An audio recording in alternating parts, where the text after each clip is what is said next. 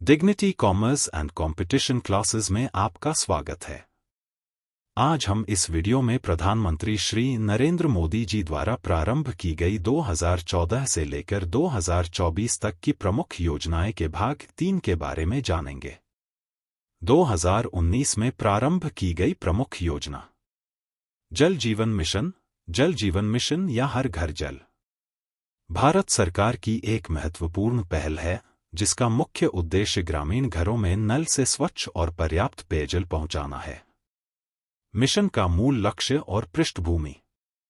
शुरुआत 15 अगस्त 2019 में प्रधानमंत्री नरेंद्र मोदी ने इसका शुभारंभ किया, जिसमें पुराने national rural drinking water programme (NRDWP) को रीस्ट्रक्चर किया गया था। प्रमुख लक्ष्य ग्रामीण घरों में प्रति व्यक्ति दैनिक 55 लीटर पानी की नल से आपूर्ति सुनिश्चित करना, जिसे FHTC functional house hold tap connection कहा जाता है, 2024 तक भरपूर स्तर पर लागू करना। महत्वपूर्ण उपलब्धियां। कनेक्शन की संख्या 1 अगस्त 2019 केवल 3.2 करोड़ ग्रामीण घरों में FHTC था। 1 फरवरी 2025 तक कुल 15.44 करोड़ घरों, लगभग 79.74% में यह सुविधा पहुंच चुकी है। 3 सितंबर 2024 तक लगभग 150 मिलियन 15 करोड़ कनेक्शन स्थापित हो चुके थे। रचनात्मक सुधार और सामाजिक प्रभाव। बुंदेलखंड में स्वास्थ्य, शिक्षा, महिला सशक्तिकरण और आर्थिक स्थिति में सुधार देखा गया। ग्रामीण समुदायों में प्रतिदिन 5.5 करोड़ घंटे की बचत पानी लाने में, जिससे उत्पादकता बढ़ी और महिलाओं को लाभ हुआ। संरचना और सामुदायिक मॉडल। सहभागिता पर आधारित योजना, कम्युनिटी ड्रिवन ग्राम सभा, पंचायतें, महिलाओं सहित ग्रामीण समुदायों को योजनाओं में संलग्न किया गया।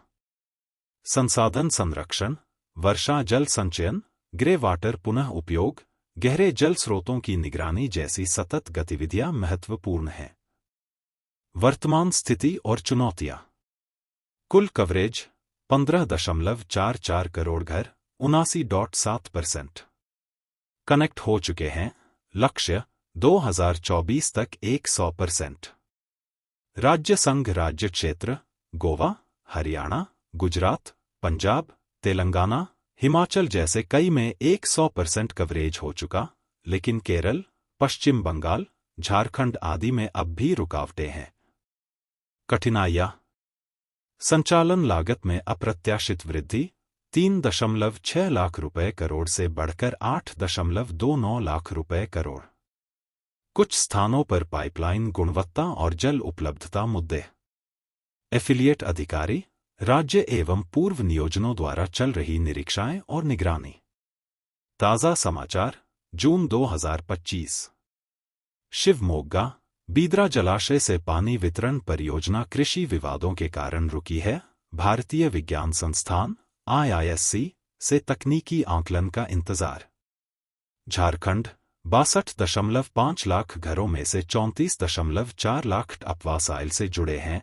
लक्ष्य दिसंबर 2028 तक पूर्ण कराना। महाराष्ट्र, नागपुर आसपास पूरे क्षेत्र में योजनाओं को तेज करना, 500 नई बोरवेल बनाई जा रही हैं। बुंदेलखंड 90% ग्रामीण घरों तक पहुंच और दबाव, साथ ही मरम्मत की कार्य प्रगति पर मंत्री सतर्क निरीक्षण कर रहे हैं।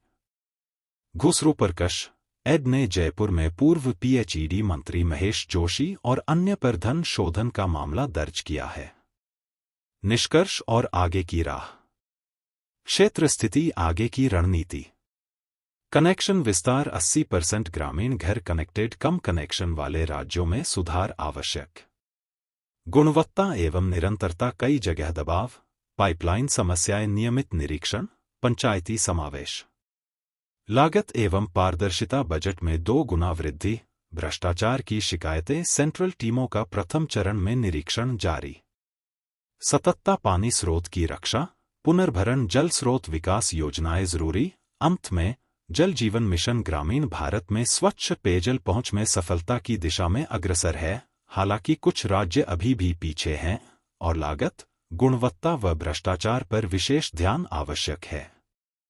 प्रधानमंत्री किसान सम्मान निधि (पीएम-KISN) योजना का परिचय। शुरुआत।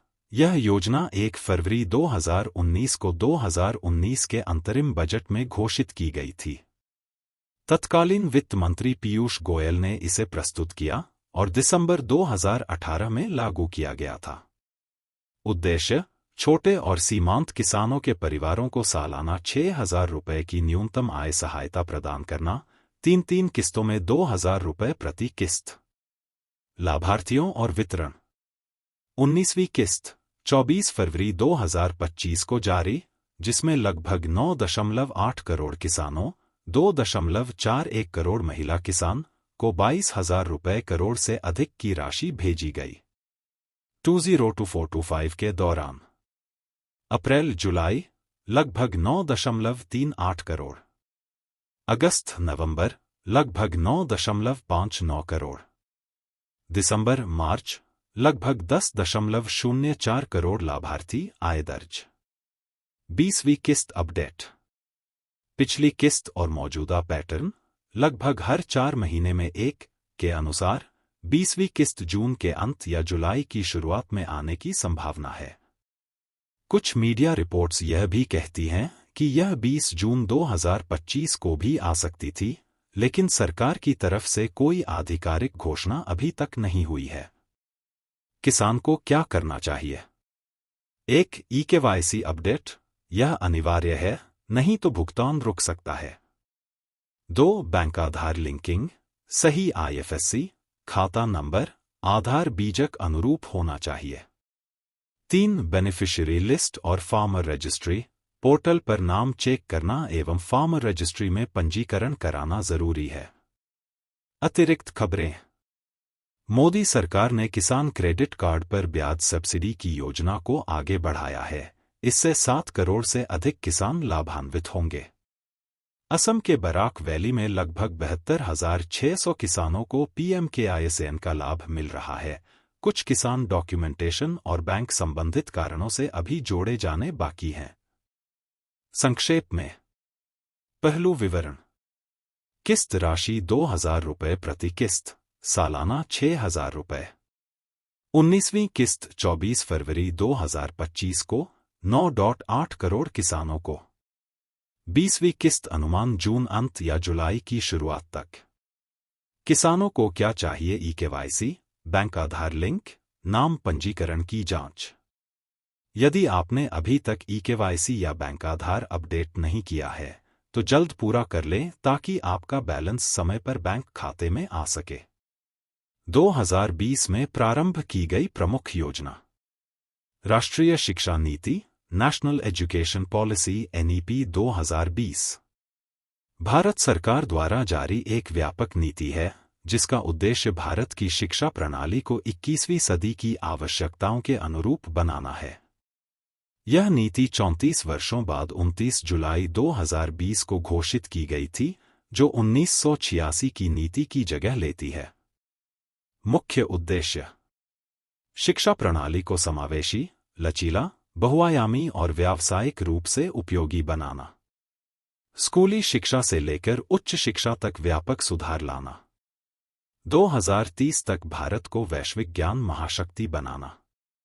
स्कूली शिक्षा में प्रमुख बदलाव। स्कूल एजुकेशन पहले अब NEP 2020 10+2 5+3+3+4 संरचना।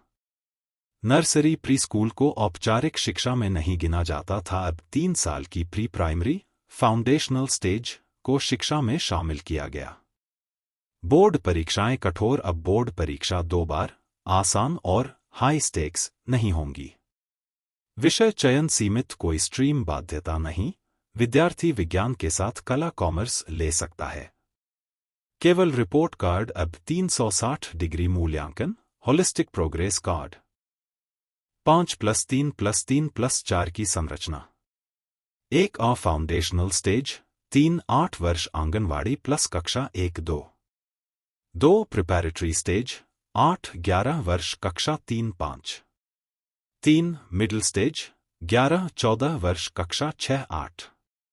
4 सेकेंडरी स्टेज 14-18 वर्ष कक्षा 9-12। उच्च शिक्षा में बदलाव हायर एजुकेशन 4 साल की डिग्री फ्यूप का विकल्प 1 साल सर्टिफिकेट 2 साल डिप्लोमा 3 साल बैचलर 4 साल रिसर्च के साथ bachelor. Multiple entry exit system छात्र बीच में पढ़ाई छोड़े तो भी डिग्री मान्य होगी। Academic bank of credits ABC credit system के जरिए पढ़ाई को डिजिटल रूप से रिकॉर्ड किया जाएगा। HECI higher education commission of India UGC AICTE जैसे निकायों को मिलाकर एक नया निकाय बनाया जाएगा। IIT IIM समेत सभी संस्थानों में समान नियम। भाषा और माध्यम प्राथमिक स्तर कक्षा 5 तक संभवतः 8वीं तक मातृभाषा स्थानीय भाषा में शिक्षा देने की सिफारिश। त्रिभाषा फॉर्मूला 3 लैंग्वेज फॉर्मूला हिंदी अंग्रेजी और एक क्षेत्रीय भाषा। अन्य विशेषताएं कोडिंग की पढ़ाई कक्षा 6 से शुरू। व्यावसायिक शिक्षा कक्षा 6 से छात्रों को व्यावसायिक कौशल जैसे बढ़ी माली सिलाई आदि सिखाया जाएगा। गुरु शिक्षक प्रशिक्षण शिक्षकों की ट्रेनिंग और योग्यता पर विशेष ध्यान। नाक जैसी संस्थाओं द्वारा मान्यता की प्रक्रिया में पारदर्शिता। National education technology forum NETF की स्थापना। लक्ष्य वर्ष और क्रियान्वयन। लक्ष्य समय सीमा 100% स्कूल शिक्षा ग्रॉस एनरोलमेंट रेशियो 2030 तक। उच्च शिक्षा में 50% गैर 2035 तक। सभी शिक्षक B.Ed प्रशिक्षित 2030 तक। नीति का पूर्ण कार्यान्वयन 2040 तक चरणबद्ध तरीके से। नवीन बातें 2025 तक। QET common university entrance test लागू किया गया है।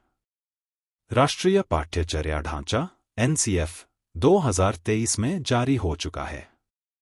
कई राज्यों ने स्थानीय भाषा में शिक्षा का प्रयोग शुरू किया है जैसे गुजरात कर्नाटक मध्य प्रदेश। निष्कर्ष राष्ट्रीय शिक्षा नीति 2020 भारतीय शिक्षा प्रणाली को लचीला व्यावसायिक समावेशी और वैश्विक स्तर पर प्रतिस्पर्धी बनाने की दिशा में एक क्रांतिकारी कदम है। आत्मनिर्भर भारत अभियान आत्मनिर्भर भारत अभियान आत्मनिर्भर भारत अभियान भारत सरकार की एक प्रमुख पहल है जिसे मई 2020 में प्रधानमंत्री नरेंद्र मोदी ने कोविड-19 महामारी के समय शुरू किया था। इसका उद्देश्य भारत को आर्थिक रूप से आत्मनिर्भर सेल्फ रिलायंट बनाना और स्थानीय विनिर्माण निवेश रोजगार और नवाचार को बढ़ावा देना है। मुख्य उद्देश्य 1. भारत को ग्लोबल सप्लाई चेन में अहम भूमिका दिलाना। 2. लोकल को global banana. 3. Make in India और वोकल फॉर लोकल को सशक्त करना। 4. MSME कृषि स्वास्थ्य शिक्षा रक्षा ऊर्जा डिजिटल और बुनियादी ढांचे को बल देना। पैकेज और आर्थिक सहयोग 2020 उदास स्माइली। सरकार ने आत्मनिर्भर भारत अभियान के तहत 20 लाख रुपए करोड़ GDP का लगभग 10% का राहत पैकेज घोषित किया। इसमें 5 हिस्से थे। भाग क्षेत्र प्रमुख घोषणाएं। भाग 1 MSME NBFC tax refund 3 lakh रुपए करोड़ की गारंटी योजना TDS TCS में राहत। भाग 2 प्रवासी मजदूर गरीब किसान मुफ्त राशन श्रमिकों के लिए आवास 2 माह मुफ्त अनाज। भाग 3 कृषि और कृषि इंफ्रास्ट्रक्चर 1 लाख रुपए करोड़ कृषि इंफ्रास्ट्रक्चर फंड APMC सुधार। भाग 4 कोयला रक्षा स्पेस निजी क्षेत्र की भागीदारी DRDO की तकनीक निजी क्षेत्र को। भाग 5 मनरेगा स्वास्थ्य शिक्षा PSE सुधार 40,000 रुपए करोड़ मैग्नरेगा ऑनलाइन शिक्षा सार्वजनिक क्षेत्र में निजी निवेश। प्रमुख क्षेत्रों में सुधार। 1. MSME सूक्ष्म लघु एवं मध्यम उद्योग। परिभाषा में बदलाव ऋण की आसान उपलब्धता चैंपियंस पोर्टल लॉन्च। 2. कृषि आवश्यक वस्तु अधिनियम में संशोधन कृषि विपणन कानूनों में सुधार, ई और कॉन्ट्रैक्ट फार्मिंग को बढ़ावा।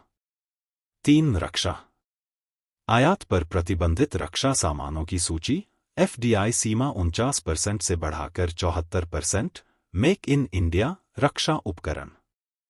4. डिजिटल और तकनीकी क्षेत्र डिजिटल इंडिया और स्टार्टअप इंडिया को बल। भारत नेट योजना और 5G विकास। आत्मनिर्भर ऐप्स, गेमिंग, सेमीकंडक्टर निर्माण। आत्मनिर्भर भारत के तहत अन्य योजनाएं। प्रधानमंत्री गरीब कल्याण योजना, PM स्वनिधि योजना, स्ट्रीट वेंडर।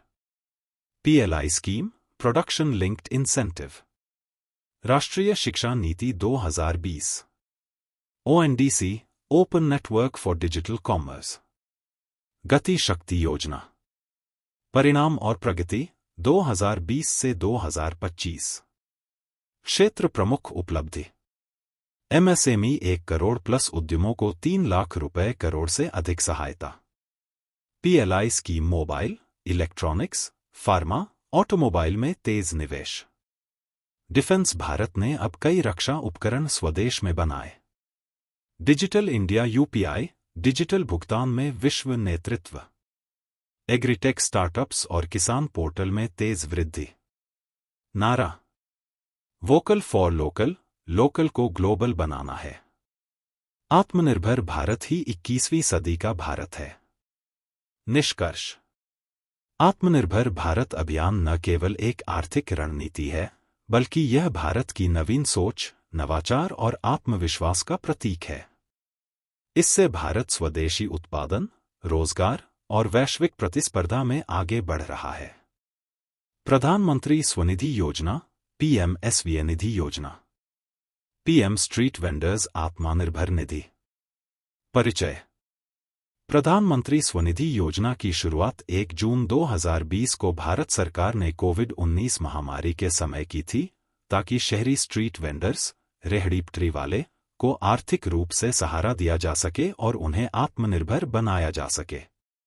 उद्देश्य रेहड़ी पटरी वालों को कार्यशील पूंजी, वर्किंग कैपिटल के रूप में 10,000 रुपये तक का ऋण देना, डिजिटल लेन देन को बढ़ावा देना और अच्छे प्रदर्शन पर सब्सिडी व दूसरा तीसरा ऋण देना, उन्हें औपचारिक बैंकिंग प्रणाली से जोड़ना। लाभार्थी कौन हैं? वे शहरी गरीब स्ट्रीट वेंडर जो 24 मार्च 2020 से पहले से सड़क पर सामान बेचते आ रहे हों, जैसे सब्जी, फल, चाय, पकौड़ी, किताबें, जूते, कपड़े, खिलौने आदि बेचने वाले। ऋण की विशेषताएं। चरण ऋण राशि ब्याज सब्सिडी पुनर्भुगतान। पहला 10,000 रुपये 7% वार्षिक 1 वर्ष EMI। दूसरा 20,000 रुपये, पहला समय पर चुकाने पर 7% 1 वर्ष। तीसरा 50,000 रुपये, दूसरा समय पर चुकाने पर 7% 1 वर्ष। डिजिटल लेन देन प्रोत्साहन। यदि वेंडर भीम, UPI, गूगल पे, फोनपे से भुगतान लेता है तो उसे 100 रुपये से 1,200 रुपये तक की डिजिटल लेन देन प्रोत्साहन राशि मिलती है। सहयोगी संस्थाएं। नगर निकाय, अर्बन लोकल बॉडीज, बैंक व माइक्रो फाइनेंस संस्थाएं, SIDBI, small industries development bank of India, nodal agency. फायदे। बिना गारंटी ऋण, कम ब्याज दर पर, डिजिटल लेन देन से जुड़ाव, आगे के लिए बड़ा ऋण मिलने की संभावना, आत्मनिर्भर बनने का अवसर। नवीन अपडेट 2025 उदास स्माइली। 2025 बजट में योजना के विस्तार के लिए अतिरिक्त 2,000 रुपये करोड़ आवंटित किए गए हैं। योजना अब ग्रामीण कस्बों तक भी धीरे धीरे बढ़ाई जा रही है।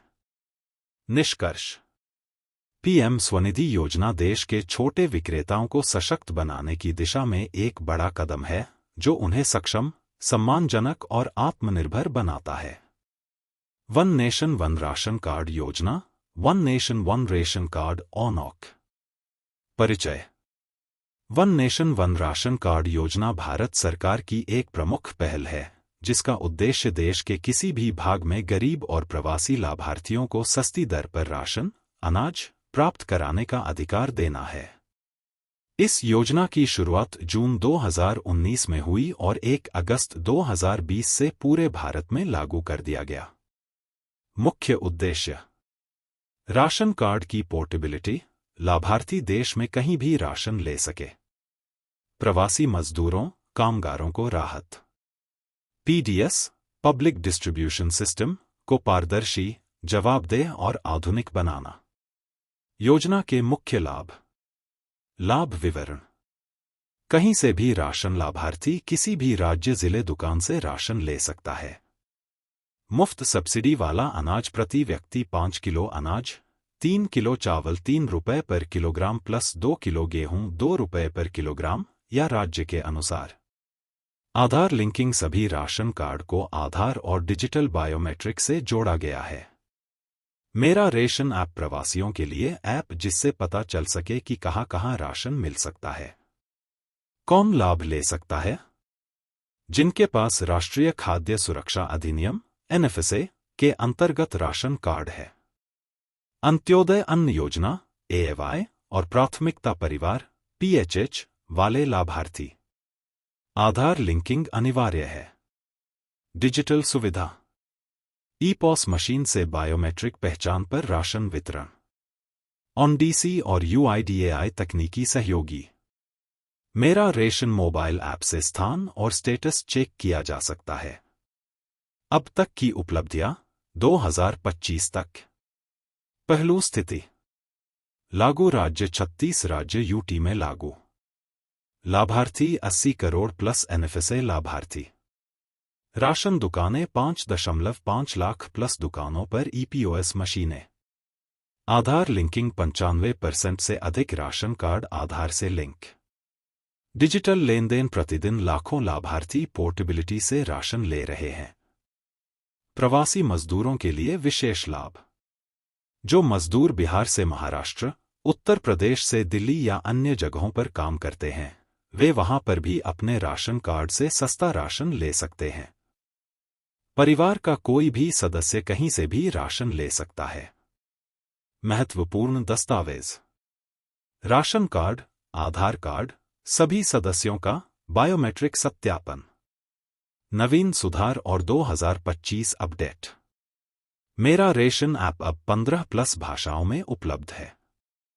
सरकार अब वन नेशन वन आईडी पर भी विचार कर रही है, जिससे अन्य योजनाएं भी एक साथ जुड़ सकें। राशन की होम डिलीवरी पायलट प्रोजेक्ट कुछ राज्यों में शुरू।